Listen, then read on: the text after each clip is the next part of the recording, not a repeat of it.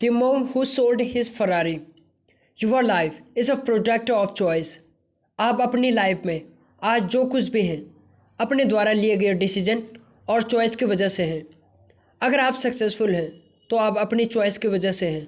अगर आप सक्सेसफुल नहीं हैं तो भी आप अपनी चॉइस की वजह से हैं। सक्सेसफुल होना इस बात से डिफाइन नहीं होता कि आपके बैंक अकाउंट में कितने पैसे हैं, आपका घर कितना बड़ा है, बल्कि आपका माइंड, बॉडी, सोल तीनों चीज़ों का बैलेंस होना बहुत ज़रूरी है।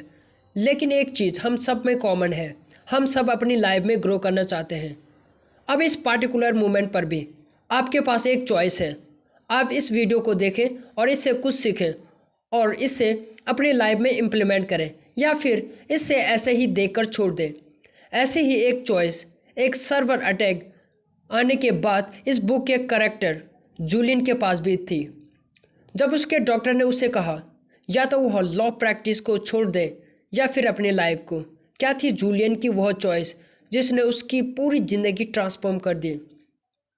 जूलियन एक बहुत ही एम्बिशियस और सक्सेसफुल और लॉयर था।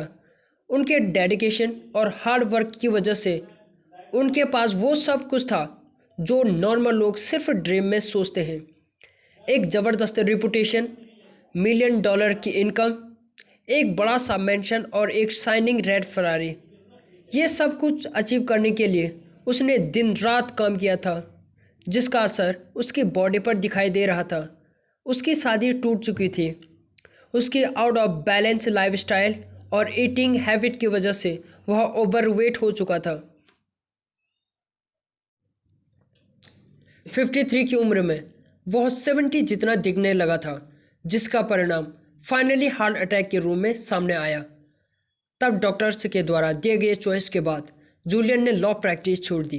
फिर उसने सभी चीज़ें, जिसमें उसकी फेवरेट फरारी भी थी, बेचकर बिना किसी को बताए इंडिया चला गया, अपनी लाइफ को फिर से ट्रैक पर लाने। इस इंसिडेंट के 3 साल बाद जूलियन अपने पुराने कोलीग जॉन के पास वापस आया। लेकिन अब जूलियन पहला जैसा नहीं था। उसकी बॉडी एकदम फिट लग रही थी। उसके फेस से रिंकल्स गायब हो चुके थे। वह बहुत ही पीसफुल लग रहा था। अब ऐसा लग रहा था जैसे जूलियन 56 का नहीं बल्कि 30 का है। उसके इस ट्रांसफॉर्मेशन को देखकर जॉन सरप्राइज था। उसके पूछने पर जूलियन ने बताया कि इंडिया में लगभग 7 महीने घूमने के बाद वह हिमालय गया, जहां उसे एक साधुओं की सेक्रेट सोसाइटी मिली। उसने वहां अपनी लाइफ को इम्प्रूव करने के बारे में और वो सारी चीज़ें सीखी जिससे उसकी पूरी लाइफ चेंज हो गई।